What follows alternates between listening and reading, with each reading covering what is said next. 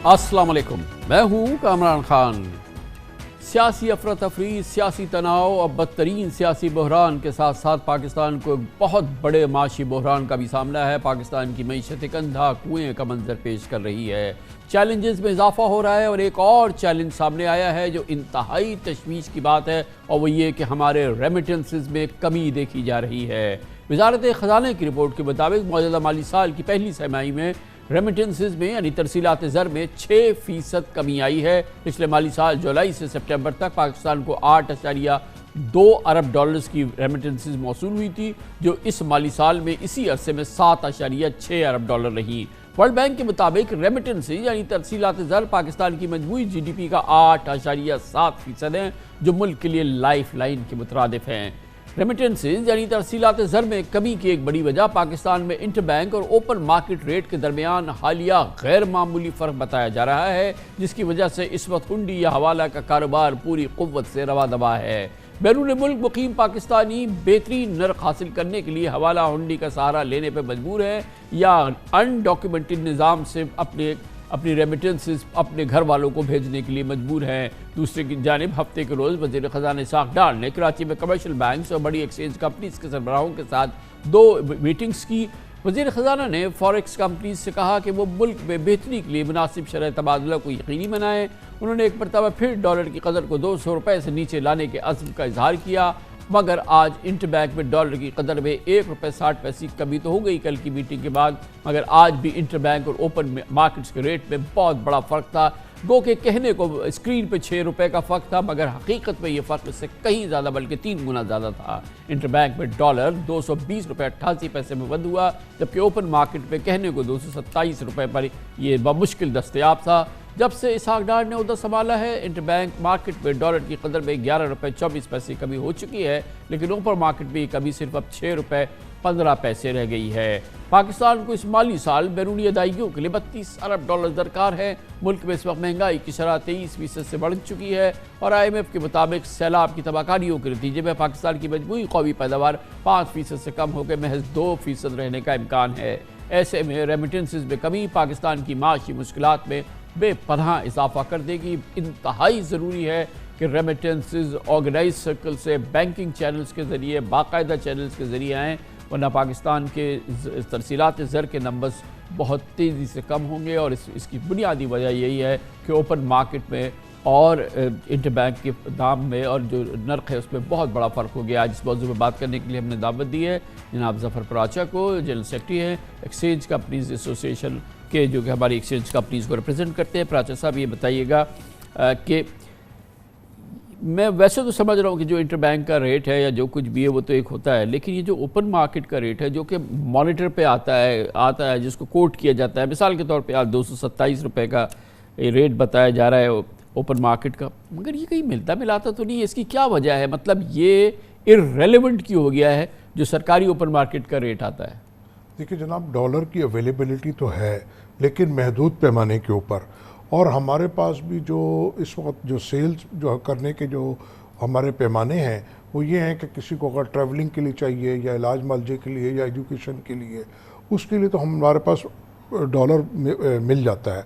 लेकिन उसके अलावा जो होर्डिंग करना चाहते हैं या इसको लेके ग्रे मार्केट में बेचना चाहते हैं, क्योंकि इस वक्त ये इतना लुक्रेटिव बिजनेस बन गया है कि अगर कोई हमसे 227 रुपये में लेता है 1000 डॉलर और वो जाके ग्रे मार्केट में बेचता है 240 में, तो वो भी 12-13 हज़ार रुपये उसको बचते हैं। अगर वो 10 जगह घूमता है तो रोज़ के वो। और आपके इल्म में है कि ऐसा हो रहा है? ट्रैवल के नाम पे लोग एक एक्सचेंज कंपनी पे जाते हैं, 8-10 का चक्कर लगाते हैं, उसके बाद उनको कोई 8,000 10,000 जमा हो जाते हैं और वो जाके बग़ैर रसीद के बेच देते हैं और उनको 1.5-2 लाख रुपए की बचत हो जाती है। जी बिल्कुल ऐसा ही है। और अगर वो ये डॉलर, ऐसा भी हो रहा है कि लोग घूमने जा रहे हैं पेशावर फैमिलीज गाड़ी में बैठ के, और वो वहाँ जाके 10-20 हज़ार डॉलर अगर बेच देते हैं तो उनको 2-3 लाख रुपए भी बच रहे हैं। तो ये इस वक्त बहुत ख़तरनाक साइन बन गया है और ये इस रुझान को हमको रोकना होगा।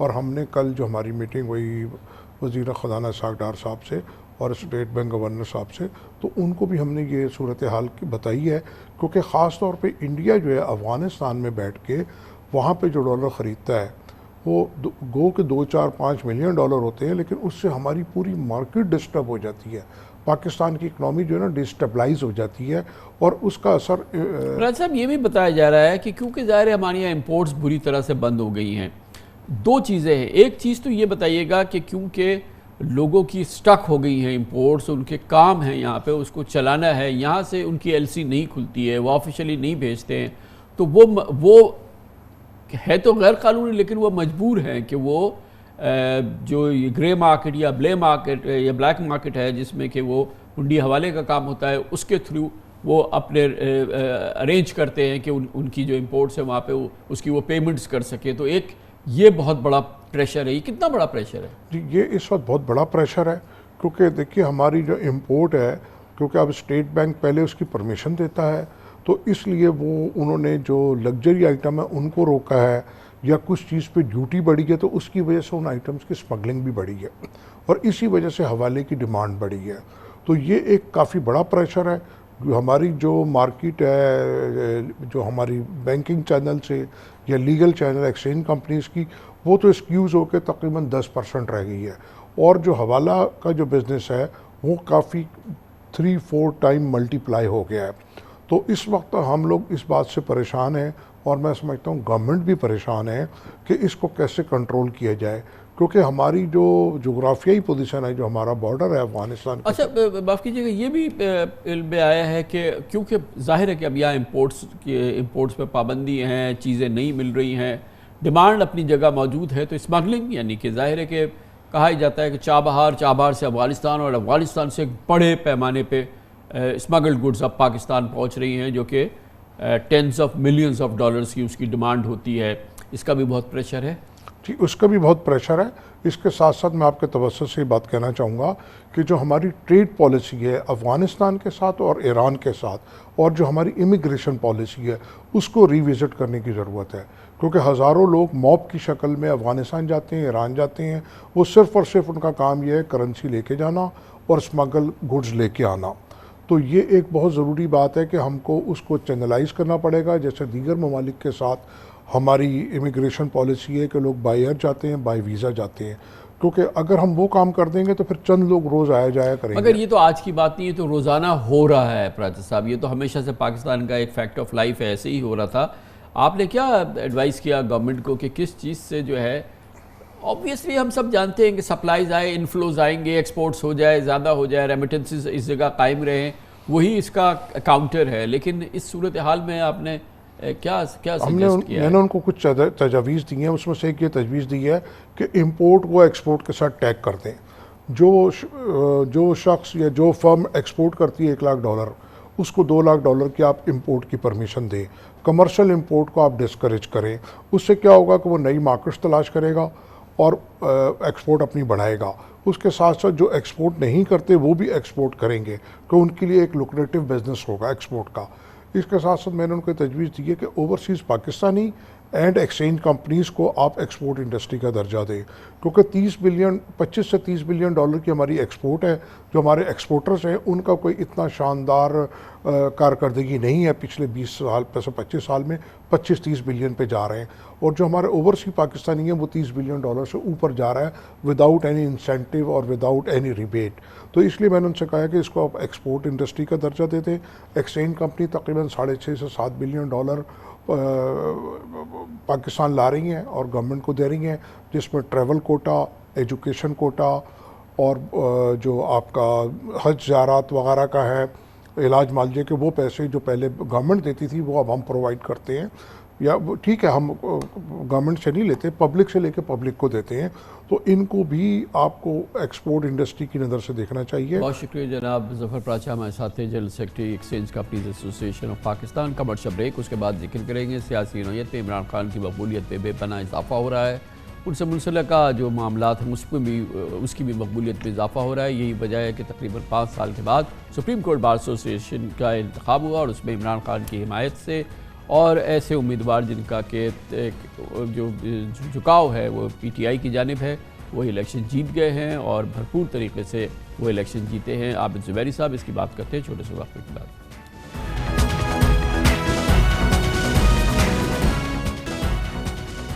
وقفے سے قبل ہم بڑی تفصیل سے گفتگو کر رہے تھے کہ گزشتہ 6 ماہ نے عمران خان کی مقبولیت کی کایا پلٹ دی ہے۔ 6 ماہ قبل عمران خان کس حد تک غیر مقبول تھے اور آج شاید پاکستان کی تاریخ کے مقبول ترین رہنما بن چکے ہیں۔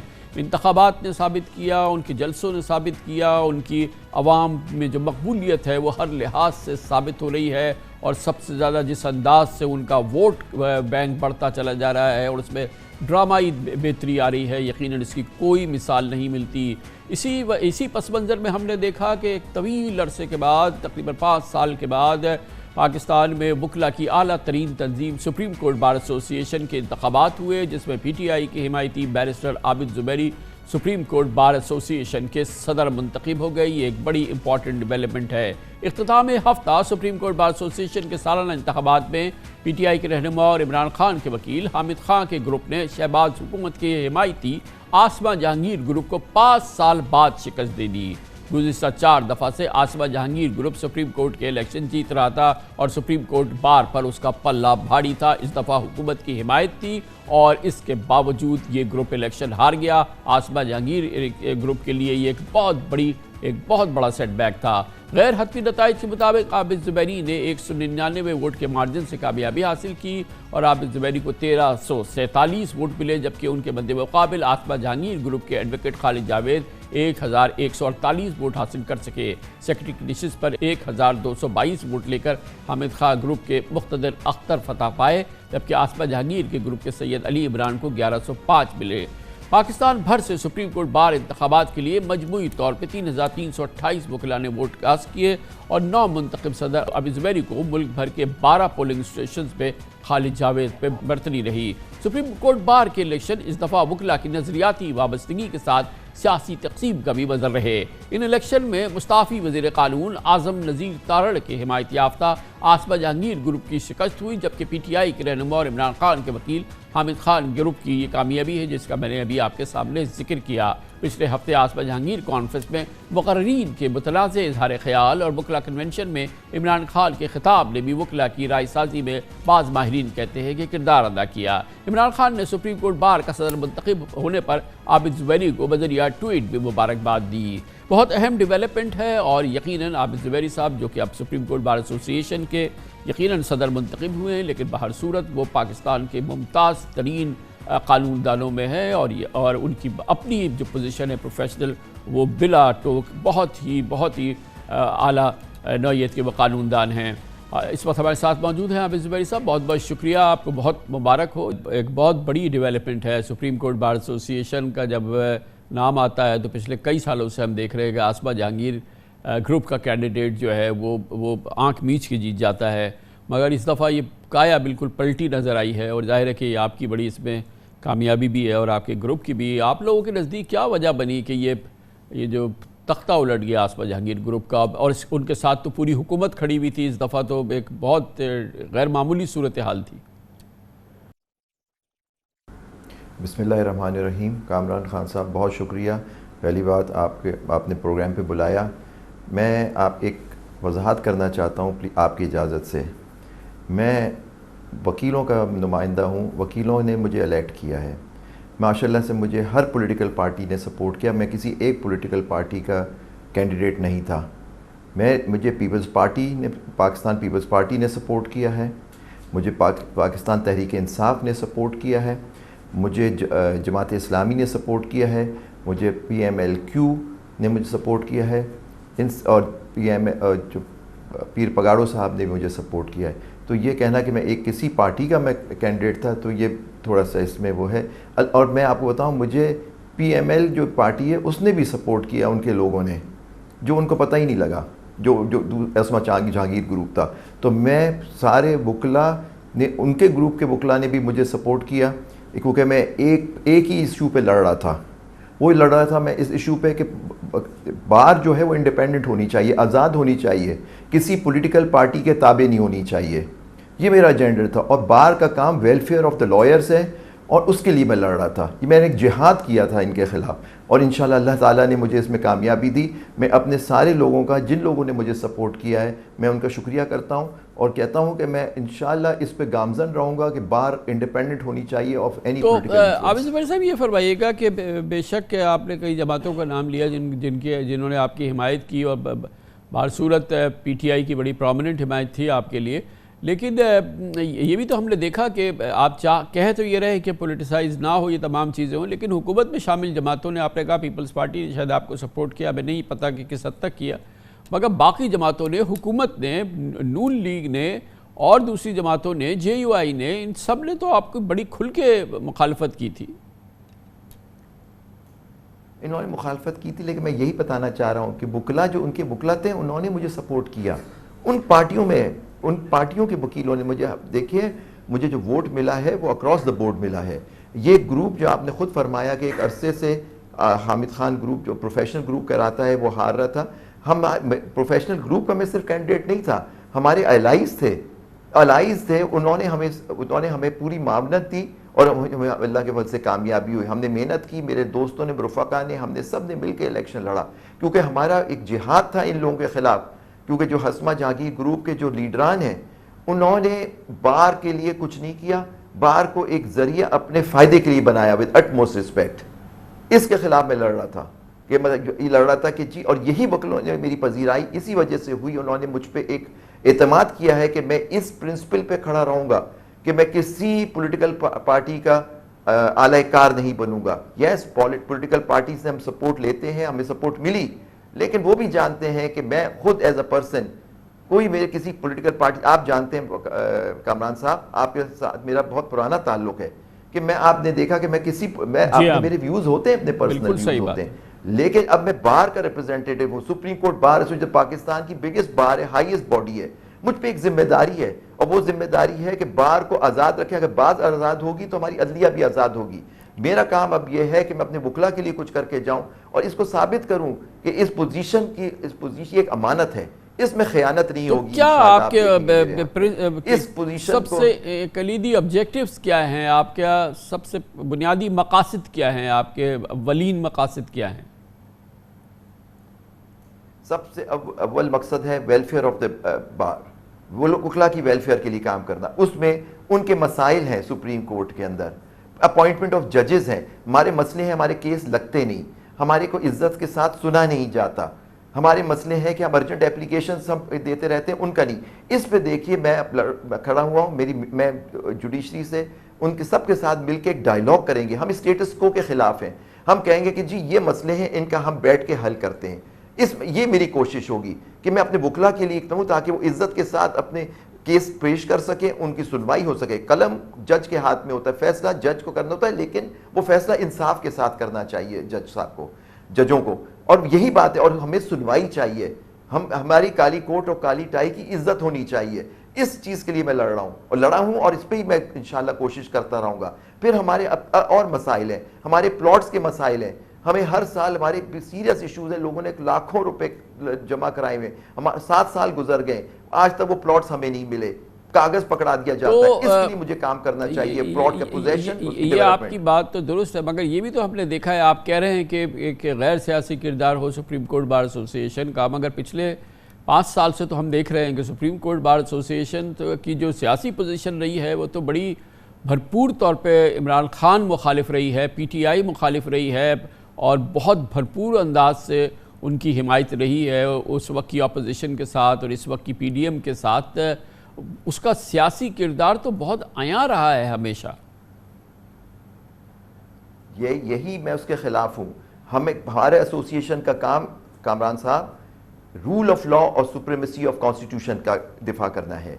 جو پارٹی اس پہ گامزن رہے گی ہم اس کے ساتھ کھڑے ہوں گے, مطلب یہ ہمارا کام ہے. لیکن ہمارا فورم سپریم کورٹ بار ایسوسی ایشن کا فورم کسی مخصوص پارٹی کے لیے استعمال نہیں ہونا چاہیے. آپ دیکھیں گے انشاءاللہ یہ جو میری صدارت ہے, یہ ہماری ٹیم جو ہے ہمارے ساتھ جو الیکٹ ہوئی ہے, ان کا ظاہر ہوگا کہ ہم ضرور ہم ایک پڑھیں, لیکن ہم استعمال نہیں ہونا چاہیے کہ جی ہم کسی پولیٹیکل پارٹی کے اعلی کار بن کے ان کا کیس پلیڈ کرنا شروع کر دیں. ہمیں صرف اور صرف supremacy of constitution, rule of law, اور جو جماعت اس کی حمایت میں کھڑی ہوگی ہم اس کے ساتھ کھڑے ہوں گے.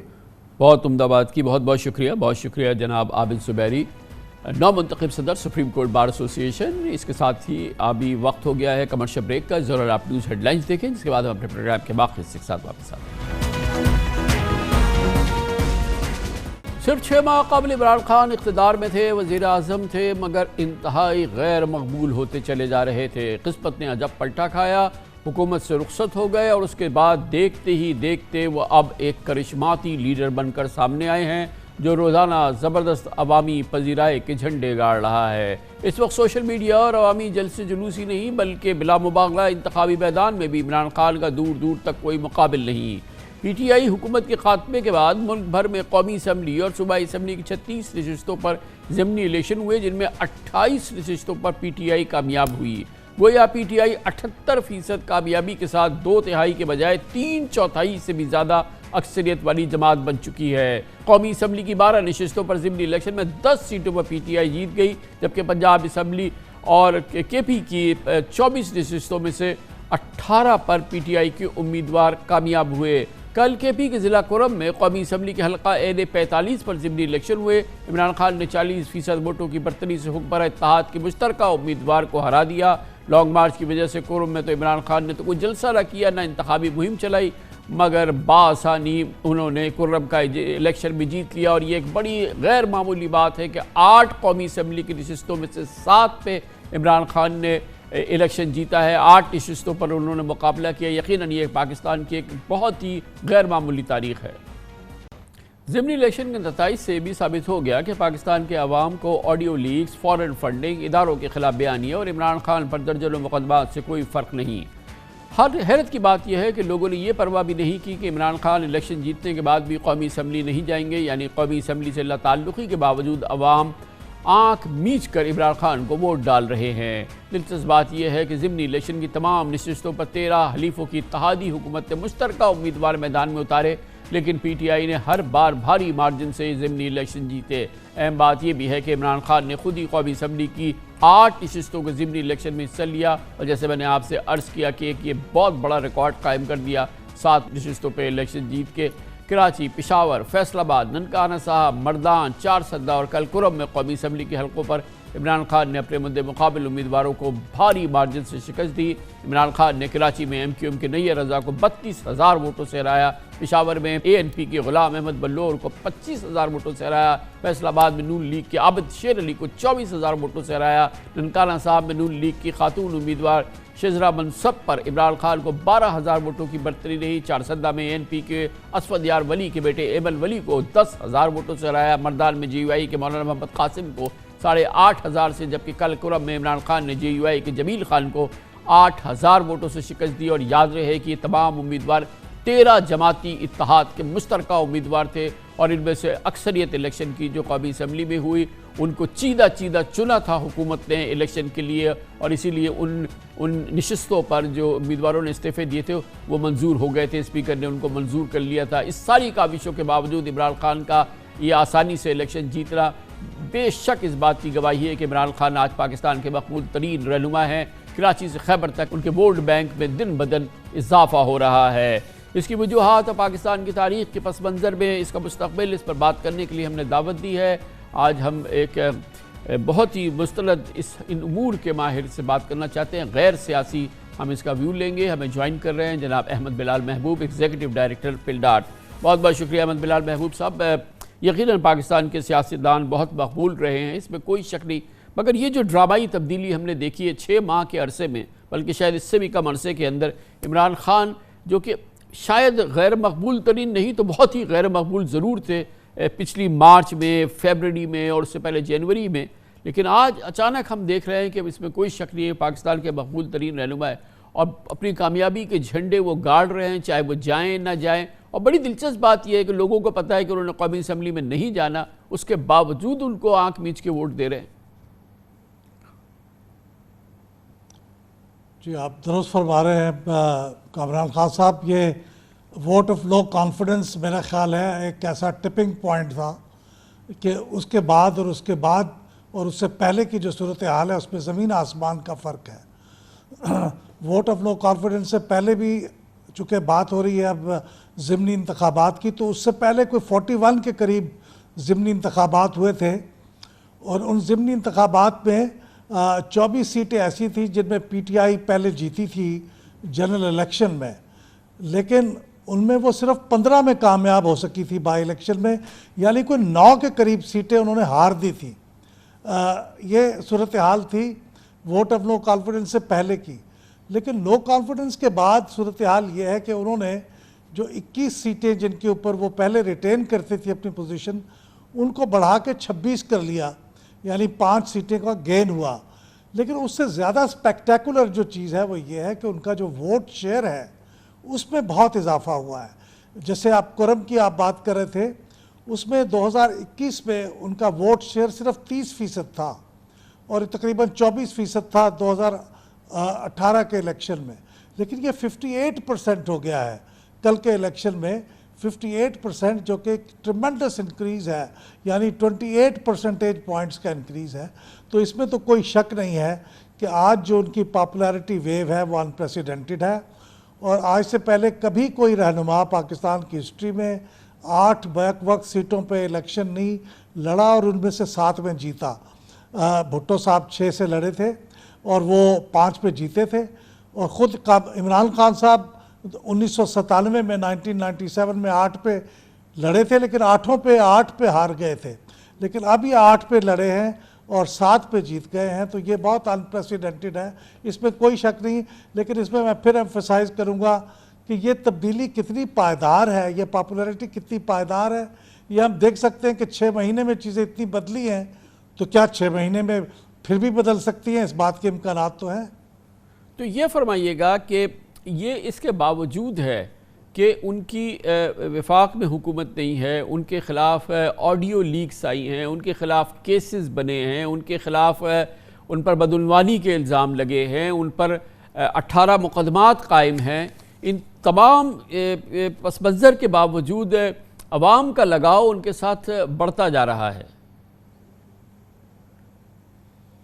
جی یہ بھی درست ہے کہ یہ تمام چیزیں جو کہ ہماری ٹریڈیشنل پالیٹکس میں جس سے فرق پڑتا ہے ایک شخص کی پاپولیرٹی پہ، اور وہ کبھی عرش سے فرش پہ آ گرتا ہے، ماضی میں ایسے ہوا ہے، اور سارے تجزیے ہمیں یہ بتاتے ہیں۔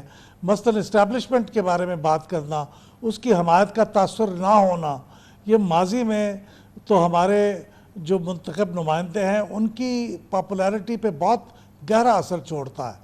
لیکن ان حالات میں اگرچہ یہ بہت ارلی ہے ابھی کہنا، کیونکہ یہ بہت ریسنٹ ڈیولپمنٹ ہے اور دیکھنے والی بات ہے، لیکن اس وقت تک تو یہ نظر آ رہا ہے کہ ان میں سے کسی چیز کا ان کی پاپولیرٹی پہ کوئی نیگیٹو اثر نہیں پڑا ہے۔ وہ ایک ایسے مقام پہ فائز ہو گئے ہیں جن میں کوئی بھی فائر ان کو ٹچ نہیں کرتا۔ بہت سے نشانے ہیں جو ان کے اوپر کیے جاتے ہیں، لیکن کوئی بھی نشانہ ان کو چھو کے نہیں گزرتا۔ تو اس وقت تک تو یہ صورتحال ہے، لیکن میں ایک بار پھر ہی کہوں گا کہ آج کے زمانے میں یہ چیزیں ناپائیدار بھی بہت ہوتی ہیں۔ جی ہاں، مگر یہ فرمائیے گا کہ یہ اس بات کے کتنے امکانات ہیں کہ اقتدار میں رہنے والی جماعت جو ہے وہ تیزی سے مقبولیت حاصل کرے، اور حزب اختلاف میں رہنے والی جماعت یا جو اس وقت اپوزیشن کی نمائندگی کر رہی ہو یا جس کی مقبولیت ہو، اس کی مقبولیت تیزی سے کم ہو؟ یہ ہو تو سکتا ہے، مگر شاید پاکستان میں اقتدار میں رہتے ہوئے اتنی ڈرامائی بہتری آنا شاید ہم نے اس سے پہلے کبھی دیکھا تو نہیں ہے۔ دنیا میں بھی شاید ایسا ہونا ذرا ممکن نہیں ہوتا۔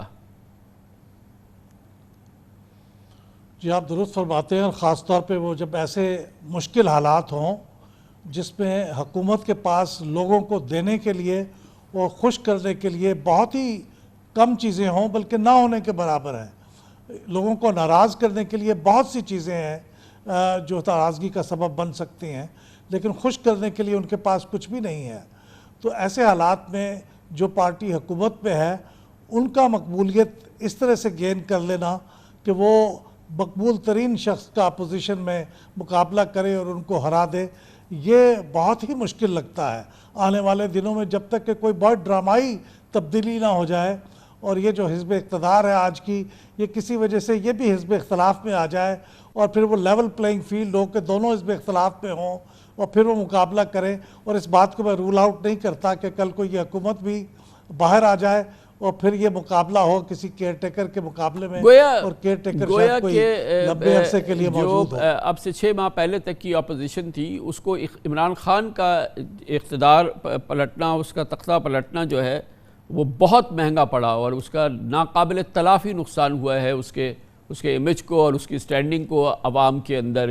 کہنے کو ان کو شاید انہوں نے عمران خان کا تختہ پلٹ دیا, مگر دراصل اپنا تختہ الٹ لیا. بالکل آپ نے درست فرمایا, اور یہ بالکل انہوں نے اپنی پولیٹیکل ججمنٹ اور پولیٹیکل وزڈم کے برخلاف فیصلہ کیا. ان سے یہ فیصلہ غالباً کرایا گیا, اور یہ فیصلہ جو کرایا جاتا ہے پھر اس کی قیمت ادا کرنی پڑتی ہے, اور وہ قیمت ادا کر رہے ہیں اور شاید کرتے رہیں گے, اور شاید اگلے انتخابات میں بھی وہ اس کی قیمت چکانی پڑے انہیں. یہ بالکل درست ہے. ووٹ آف نو کانفیڈنس کا فیصلہ پاکستان کے لیے بھی نقصان دہ ثابت ہوا اور ان پارٹیوں کے لیے بھی نقصان دہ ثابت ہوا کہ ایک پیٹرن پہ چیزیں چل رہی تھیں, ایک سٹیبلٹی کا تاثر تھا. اگر عمران خان اپنے معمول میں چلتے چلتے ہار جاتے تو کوئی نقصان کی بات نہیں تھی, لیکن ان کی پارٹی کو جس طرح سے ہم نے اپ روٹ کیا اس کے نتیجے میں پاکستان کو بھی نقصان پہنچ رہا ہے اور ان پارٹیوں کو بھی پہنچا ہے, اور شاید یہ ڈیزرو کرتی ہیں پارٹیاں کیونکہ انہوں نے اپنی پولیٹیکل وزڈم کے خلاف فیصلہ کیا. بہت بہت شکریہ جناب احمد بلال محبوب, ایک نان پولیٹیکل مگر ایکسپرٹ اوپینین ہمیں دے رہے تھے عمران خان کی مقبولیت کے حوالے سے. کمرشل بریک, اس کے بعد لانگ مارچ جو کہ ایک میک اور بریک اس وقت مارچ ہے. عمران خان کا الیکشن کے لیے حکومت پر حتمی دباؤ ڈالنا چاہتے ہیں, اس کی بات کرتے ہیں ایک چھوٹے سے وقفے کے بعد.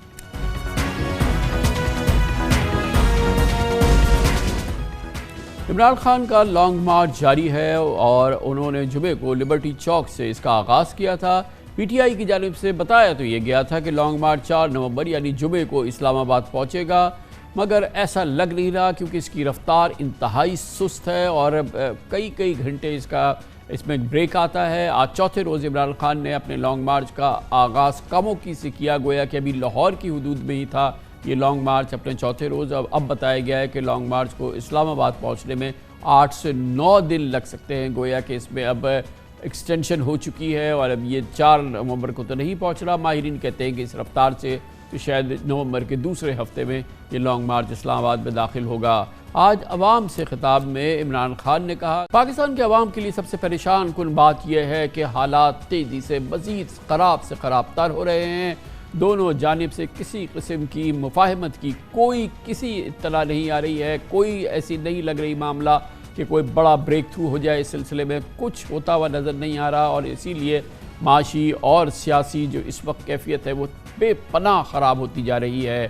اب سے تھوڑی دیر قبل سابق وزیر اعظم نواز شریف نے لندن سے اپنے ایک ٹویٹ میں مذاکرات پہ دروازے مکمل بند کر دیے اور انہوں نے کہا کہ انہوں نے شہباز شریف سے کہہ دیا ہے کہ یہ جتھا جتنا بھی بڑا ہو یہ اسلام آباد میں داخل ہو تو نہ ہی عمران خان سے کوئی مذاکرات کرنے چاہیے, نہ ہی انہیں کوئی فیس سیونگ دینی چاہیے. گویا کہ کسی بھی صورت میں کوئی مفاہمتی عمل یا کوئی ایسی بات چیت کے ذریعے اس مسئلے کا حل دکھائی نہیں دیتا. اسی دوران وفاقی حکومت کی جانب سے اسلام آباد میں پھر دفعہ 144 کے نفاذ اور ریڈ زون میں توسیع کا نوٹیفیکیشن جاری کیا گیا ہے. جو ریڈ زون ہوتا تھا اب اسلام آباد کی حکومت میں جو وہاں کے حکام ہیں انہوں نے اس میں مزید اضافہ کر دیا ہے. وزیر داخلہ رانا ثناء اللہ نے کہا ہے کہ لانگ مارچ کو اسلام آباد میں داخل ہونے دیا جائے گا یا نہیں اس کا فیصلہ بھی ابھی نہیں ہوا ہے. حکومت کی جانب سے ابھی تک اجازت نہ دیے جانے کے خلاف آج پی ٹی آئی نے اسلام آباد ہائی کورٹ سے رجوع کر لیا. ہفتے کو عمران خان لانگ مارچ چھوڑ کر روانہ ہو گئے تھے, جس پر secretary general P T I Asad Umar نے کہا تھا عمران خان ایک اہم میٹنگ کے لیے لاہور روانہ ہو گئے ہیں. اس پوری صورتحال نے قیاس آرائیوں کو جنم دیا تھا, لیکن پھر عمران خان نے خود ٹویٹ کر کے کسی بھی ملاقات سے متعلق افواہوں کی تردید کر دی تھی.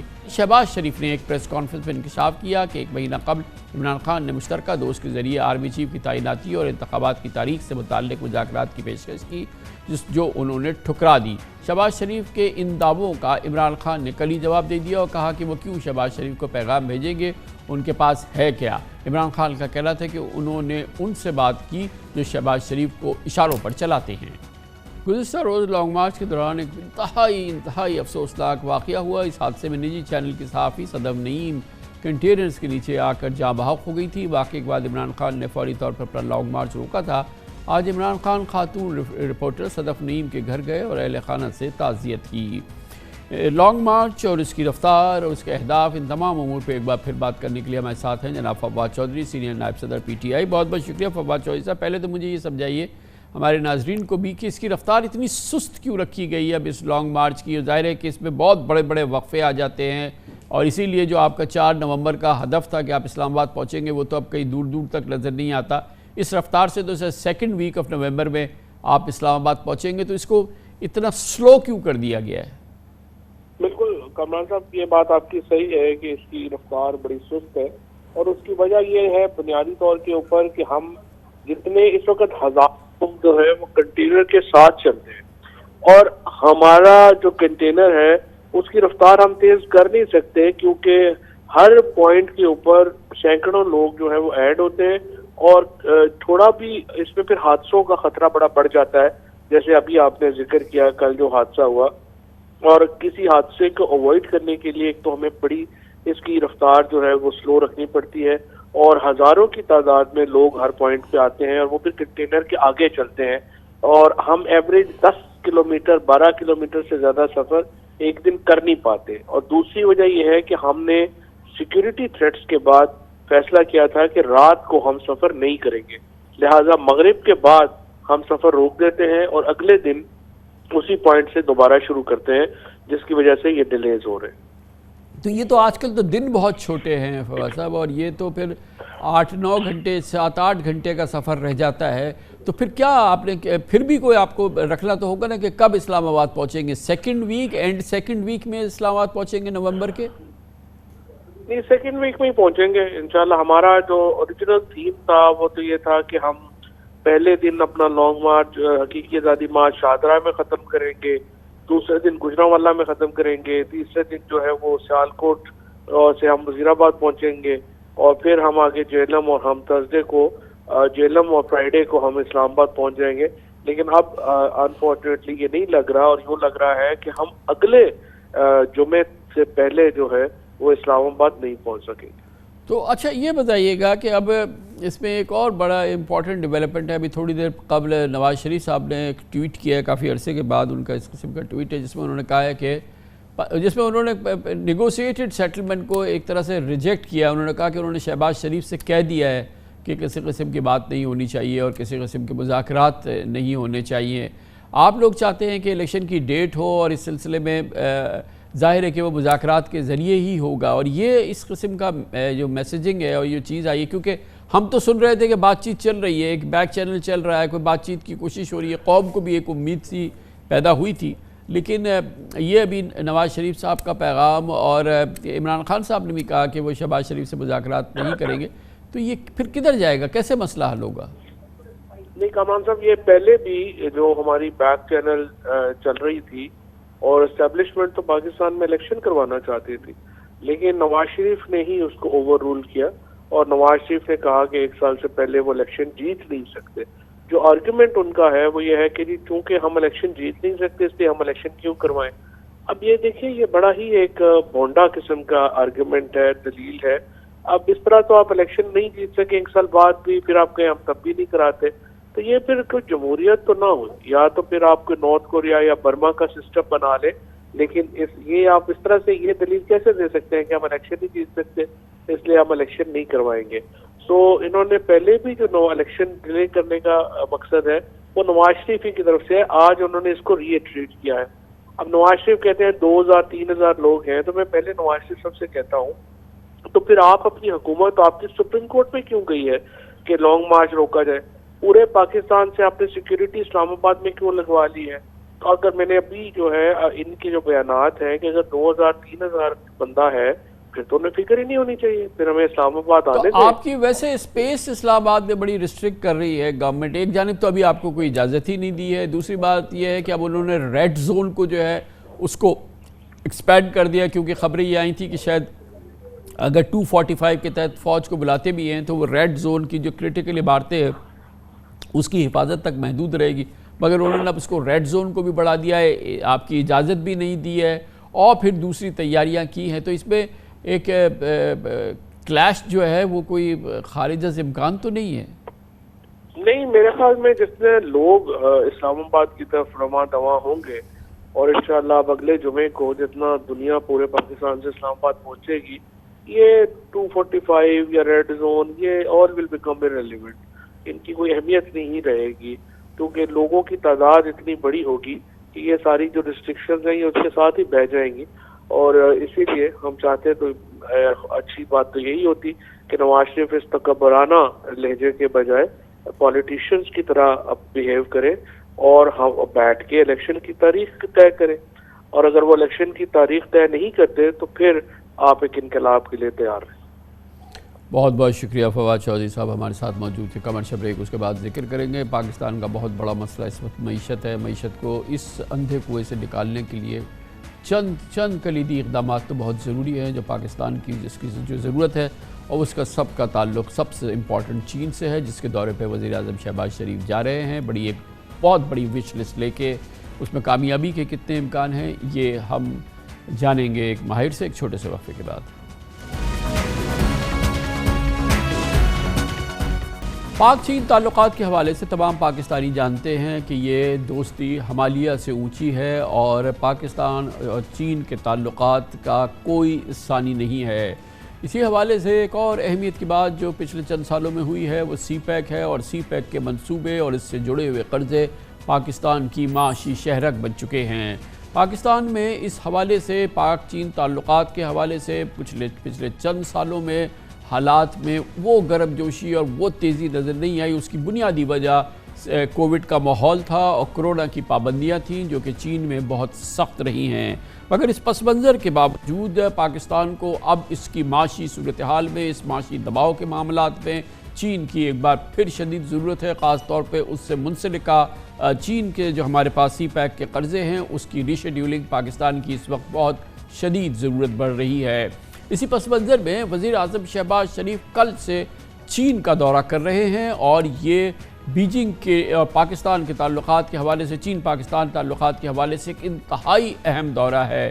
اہم بات یہ بھی ہے کہ صدر شی جن پنگ کے تیسری بار صدر منتخب ہونے کے بعد یہ چین میں کسی غیر ملکی سربراہ کا پہلا دورہ ہوگا جس میں مفاہمت کی متعدد یادداشتوں اور معاہدات پر دستخط ہونے کا امکان ہے. اس دورے میں سی پیک کے زیر التواء منصوبوں کو فاسٹ ٹریک پر لانا، ممکنہ نئے پروجیکٹس کا آغاز اور پرانے قرضوں کو موخر کرانا پاکستان کی اولین ضرورت ہے. خبریں ہیں کہ وزیر اعظم شہباز شریف کے دورہ چین کے ایجنڈے کے تحت پاکستان چین سے سی پیک کے $18.5 ارب کے 5 اہم منصوبوں پر کام کی رفتار تیز کرنے کو کہے گا، جس میں ML1 اور KCR سمیت پاور پروجیکٹ شامل ہے. ان منصوبوں پر ممکنہ پیش رفت کا جائزہ لینے کے لیے 3 روز قبل سی پیک JCC کی ویڈیو کانفرنس ہوئی جس میں چین کے مطالبے پر پاکستان نے چینی IPPs کی ادائیگی کے لیے $100 ارب سے ریوالونگ اکاؤنٹ کھولنے پر آمادگی کا اظہار کیا. آپ کو ہم بتائیں کہ چین کی مدد سے جو پاکستان میں بجلی کے منصوبے بنے تھے، پاکستان ان کی ادائیگی کے معاملے میں اپنی ذمہ داریاں پورے کرنے سے قاصر رہا ہے، اور یہ پاکستان اور چین کے درمیان اس معاملات کے حوالے سے تعلقات ہیں اس پہ بہت اثر انداز رہی ہے یہ بات. آج وزیر اعظم شہباز شریف نے پاک چائنا بزنس فورم سے خطاب میں کہا کہ اقتصادی راہداری کے منصوبے اب G2G یعنی حکومتی معاہدوں سے بڑھ کر بزنس ٹو بزنس مرحلے میں داخل ہوں گے. CPEC has been the game changer, and now is the time to build our B2B business relations. This will not only further augment CPEC's dividends, but it will expand business relations between Pakistan and China.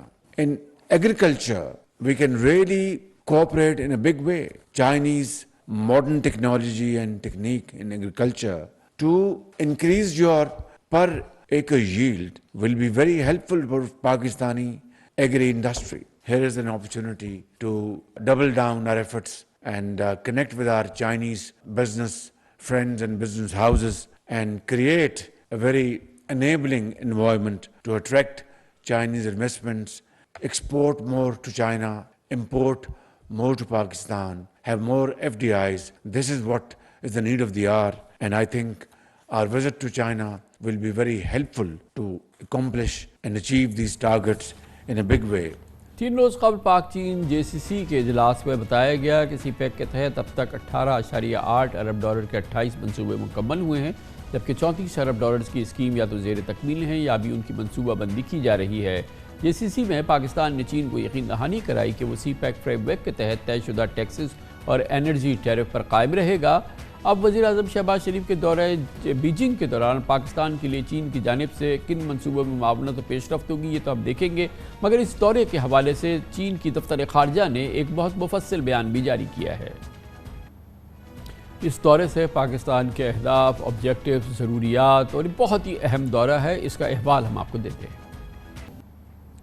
موجودہ حالات میں پاکستان کے معاشی دباؤ کے پس منظر میں یقیناً یہ ایک بہت ہی امپورٹنٹ دورہ ہے، بہت ہی کلیدی دورہ ہے وزیر اعظم شہباز شریف کا چین کا۔ اس پر ہم بات کریں گے اور اس کے لیے آج ہم نے دعوت دی ہے میجر جنرل ریٹائرڈ ڈاکٹر رضا محمد کو۔ جنرل صاحب صدر بھی ہیں اسلام آباد پالیسی ریسرچ انسٹیٹیوٹ کے، اور پاکستان میں سی پیک امور پر ڈاکٹریٹ بھی ہے جنرل صاحب کا، ڈاکٹر رضا صاحب کا۔ بہت بہت شکریہ جنرل صاحب۔ یہ فرمائیے گا کہ بہت بڑا ایجنڈا ہے، بہت بڑی وش لسٹ ہے جس کو لے کے پرائم منسٹر جا رہے ہیں، اور یقیناً ہمارے لیے اس موجودہ جو ہمارے اکنامک اس وقت ایشوز ہیں، بہت سیریس معاملات ہیں، وہ سب اپنی جگہ ہے، چین سے دوستی اپنی جگہ ہے، مگر ہم گروسلی فیل ہوئے ہیں اپنی کمٹمنٹس پوری کرنے میں چین کے ساتھ، سی پیک کے حوالے سے، منصوبوں کے حوالے سے، پیمنٹس کے حوالے سے۔ اس پس منظر میں کتنی اس کامیابی کی کتنی امید ہے، اور کیسے ممکن ہے کہ ہم اگر اپنی کمٹمنٹس میں اس بری طرح سے فیل ہو رہے ہیں، اور چین کو یقیناً بڑے سیریس کنسرن ہے چائنیز سٹیزنز کے پاکستان میں سیکیورٹی کے حوالے سے، مجھے تو اپیرنٹلی ایز اے پاکستانی کی حیثیت سے بڑا اپ ہل ٹاسک لگ رہا ہے، بڑا ٹف دورہ لگ رہا ہے پرائم منسٹر کا۔ السلام علیکم کامران صاحب، آپ کو اور آپ کے ویورز کو بہت السلام علیکم، اور شکریہ آپ نے مجھے بلایا یہاں پہ اپنے ویوز کے لیے۔ سب سے امپورٹنٹ بات یہ ہے کہ یہ ایک بہت سمبولکلی اہم دورہ ہے کہ 20th کانفرنس کے بعد جو کمیونسٹ پارٹی کی ہوئی، ہمارے پرائم منسٹر پہلے آدمی ہیں، پہلے سربراہ مملکت ہیں کہ جو وزٹ پہ جا رہے ہیں۔ دوسرا جو ایک چیز پچھلے دنوں ازبکستان میں ان کی اور پرائم منسٹر کی میٹنگ میں ہوئی، پریزیڈنٹ شی کی اور ان کی، وہ بہت حوصلہ افزا ہے کہ انہوں نے فرمایا کہ حالات جو بھی ہوں ہم پاکستان کے ساتھ کھڑے رہیں گے۔ تو اس پس منظر میں یہ لگتا ہے کہ ہماری مشکلات جتنی بھی آپ نے بڑا صحیح آئیڈینٹیفائی کر لی ہر چیز کو، اور بہت مفصل طریقے سے آپ نے بیان فرمایا کہ ہمیں سیکیورٹی کے ایشوز بھی ہیں، پیمنٹ کے بھی، ایگریمنٹس کو آنر کرنے کے ایشوز ہیں، ایز آف ڈوئنگ بزنس کے ایشوز ہیں، لیکن جو مجھے لگتا ہے کہ جو ہماری ٹیم ہے اس وقت وہ بڑی کمپیٹنٹ ٹیم ہے، اور جو پرائم منسٹر جب ملیں گے تو پریزیڈنٹ شی جو ہیں وہ ان کو بہت زیادہ آنر کریں گے، اور مجھے امید ہے کہ بہت طریقوں سے ہیلپ کریں گے۔ اور ہماری گورنمنٹ نے ابھی پچھلی میٹنگ میں جو JCC میٹنگ ہوئی ہے اس میں ان کو پہلے ہی یقین دہانی دلا دیا کہ اپنی کمٹمنٹس کو ہم پورا کریں گے۔ اپ ہل ٹاسک ہے، اس میں کوئی شک نہیں ہے، سیکیورٹی کے ایشوز بھی رہے ہیں، کوئی شک نہیں ہے جی۔ ہم ایک بہت بڑا اس کے ساتھ ہی ابھی ہمارے تو ایشوز سب سے زیادہ جو ہیں وہ ظاہر ہے کہ IPPs ریلیٹڈ ہیں۔ ہم بجلی کے معاملات میں چین کے ساتھ ہمارا بہت ہی سی پیک کے حوالے سے ظاہر ہے کہ سب سے بڑی بیک بون ہی یہ معاملات ہیں، وہ بھی ہمارے اسٹرگل کر رہے ہیں۔ اور پرائم منسٹر کا یہ جو سولر ایک پروجیکٹ ہے بڑا ایمبیشس جس کو وہ لے کے جا رہے ہیں، 5000 میگا واٹ کا سولر پروجیکٹ ہے، یہ کیسے یہ سی پیک کے ایمبٹ میں یہ ہو سکتا ہے، ابھی اس میں گنجائش ہے، اور کیسے یہ ممکن ہے؟ جی بظاہر تو کامران صاحب جیسے آپ نے فرمایا کہ جی پرانے ہمارے ایشوز ہیں، جو پہلے والے ہمارے پاور پلانٹس ہیں جو گیس یا کوئلے سے چلنے والے ہیں، ان میں ہماری پیمنٹس کے ایشوز چل رہے ہیں۔ لیکن ایک چیز ہے جو حوصلہ افزا ہے کہ پریزیڈنٹ شی نے ایک وزارت بنائی ہے جس کا کام یہ ہے کہ بیلٹ اینڈ روڈ کو گرین بنانا ہے۔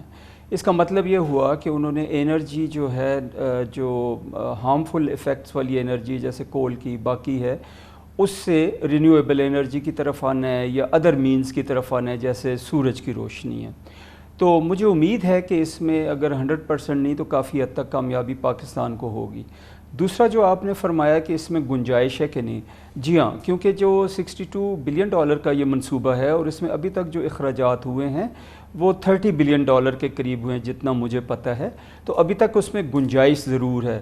اگر ہم ML1 کو ڈال لیتے ہیں، باقی چیزوں کو ڈال لیتے ہیں، پھر بھی مجھے لگتا ہے کہ اس میں گنجائش رہے گی۔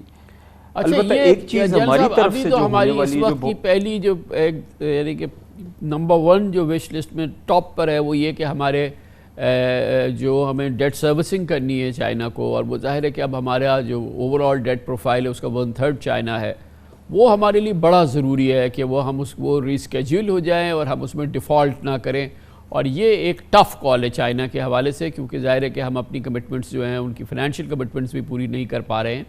اس میں کامیابی کی کتنی امید ہے؟ اور ظاہر ہے کہ یہ پاکستان کے لیے میک اور بریک پروپوزیشن ہے، ہمیں ہر صورت میں اس کی ریسکیجولنگ ضرورت ہے اپنے اکنامک سروائیول کے لیے۔ جی خان صاحب، اس طرح گزارش ہے جی کہ پاکستان کے جو لونز ہیں نا اس وقت جو دنیا کو دینے ہیں وہ کوئی $130 بلین پہ پہنچے ہوئے ہیں۔ اس میں جو ہم نے چائنا کو دینا ہے وہ شاید 30 بھی پورا نہیں ہے جی، باقی $100 بلین ہم نے مغرب کو دینا ہے، امریکہ کو دینا ہے، باقی دنیا کو دینا ہے، تو اس لحاظ سے چائنیز قرضوں کا پریشر کم ہے۔ جو ری شیڈیولنگ ہونے والی ہے یا جو رول اوور ہونے والا ہے وہ جو مجھے یاد پڑتا ہے وہ کوئی 6.3 یا $5 بلین ہے، جس کے لیے یہ ابھی پرائم منسٹر صاحب کوشش کریں گے، اور جو مجھے اندازہ ہے کہ چائنیز ہمیشہ ہمارے ساتھ بہت جنرس رہے ہیں، اور آج کل کے حالات کو دیکھ کے جو فلڈ کے ساتھ ہمارے نقصانات ہوئے ان کو دیکھ کے تو مجھے لگتا ہے کہ وہ ہمارے رول اوور پہ مان جائیں گے انشاءاللہ۔ اور تو یہ بھی بتائیے گا جیل صاحب کہ جو اسٹریٹجک معاملات ہیں، گوادر پورٹس کے معاملات ہیں، دوسرے معاملات ہیں جو کہ شاید زیادہ امپورٹنٹ ہے چائنا کے لیے، اس میں ہماری کنورجنس کتنی ہے، اس میں کتنی بہتری ہے؟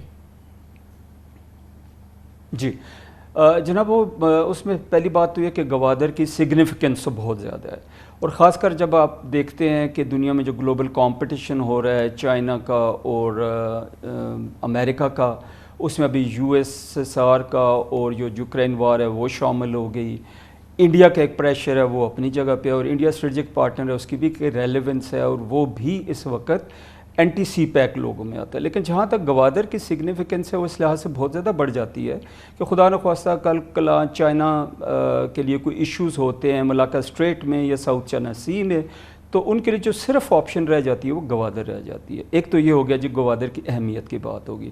جہاں تک ہماری کنورجنسز کی بات ہے جی، اس میں ایک بڑی امپورٹنٹ چیز ہے کہ جو گوادر کا یوز ہے یہ صرف کمرشل یوز ہوگا، اکانومی کے لیے یوز ہوگا، گوادر جو ہے فوجی لحاظ سے کبھی بھی یوز نہیں ہوگا۔ اور پاکستان میں آج تک جتنے بھی ہمارے معاہدات ہوئے ہیں ان کے ساتھ، اس میں یہی ہے کہ سیکیورٹی ہو یا کوئی اور چیز ہو اس میں چائنیز افواج نہیں آئیں گی۔ چائنا کا صرف یہ جو روٹ ہے سی پیک، یہ صرف کمرشل ایکٹیویٹی کے لیے، بزنس کے لیے، ٹریڈ کے لیے، کنیکٹیویٹی کے لیے یوز ہوگا۔ اس کے اوپر ہماری کنورجنسز ہیں۔ بہت بہت شکریہ، بہت شکریہ۔ میجر جنرل ریٹائرڈ محمد رضا، ڈاکٹر محمد رضا ہمارے ساتھ موجود تھے۔ اس کے ساتھ ہی ہمارے آج کے پروگرام کا اختتام ہوتا ہے۔ کل آپ سے پھر ملاقات ہوگی۔ کل تک کے لیے کامران خان کو اجازت، اللہ حافظ ناصر۔